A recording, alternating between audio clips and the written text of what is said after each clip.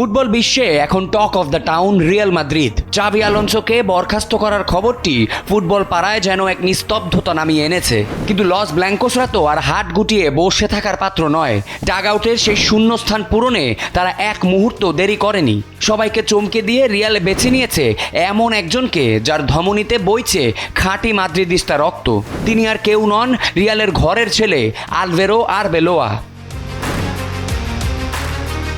কিন্তু প্রশ্ন তো সেখানেই, চাবি আলোনসোর মতো একজনের বিদায়ের পর কেন হুট করে আরবেলোয়ার কাঁধেই তুলে দেওয়া হলো গ্যালাক্টিকোসের দায়িত্ব?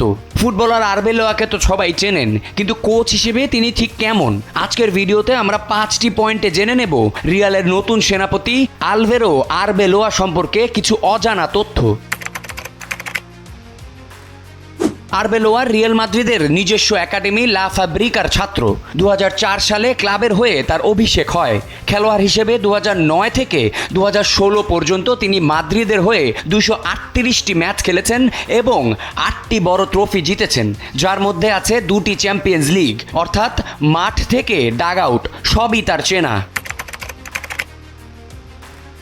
তিনি কেবল ক্লাবেই সফল নন, আন্তর্জাতিক ফুটবলেও একজন কিংবদন্তি। স্পেনের সেই ঐতিহাসিক দলের সদস্য ছিলেন যারা পরপর 3টি বড় শিরোপা জিতেছিল, ইউরো 2008, 2010 বিশ্বকাপ আর ইউরো 2012। এই বিশাল অভিজ্ঞতা তিনি এখন মাঠের বাইরে থেকে কাজে লাগাবেন। 2020 সালে রিয়াল মাদ্রিদের অনূর্ধ্ব 14 দলের কোচ হিসেবে তার যাত্রা শুরু। তবে তিনি আলোচনায় আসেন অনূর্ধ্ব 19 দলের কোচ হিসেবে। 2022-23 সিজনে তার অধীনে দলটি লিগ, কোপা দেল রে এবং চ্যাম্পিয়ন্স কাপ জিতে ইতিহাস সৃষ্টি করেছিল। এই অসাধারণ সাফল্যই তাকে সিনিয়র দলের কোচের দৌড়ে এগিয়ে দিয়েছে। আরবেলোয়া হোসে মরিনোর ফুটবল দর্শনের বড় ভক্ত এবং তার অধীনে খেলেছেন। তিনি স্বীকার করেছেন যে মরিনোর ব্যক্তিত্ব ও জেদ তাকে অনুপ্রাণিত করে। তবে কোচ হিসেবে তিনি নিজের একটি আধুনিক ও আক্রমণাত্মক স্টাইল তৈরি করেছেন, যা মাদ্রিদের ভক্তদের জন্য বেশ রোমাঞ্চকর হতে যাচ্ছে। আরবেলোয়াকে সমর্থকেরা আদর করে স্পার্টান বলে ডাকেন তার লড়াই করার মানসিকতার জন্য।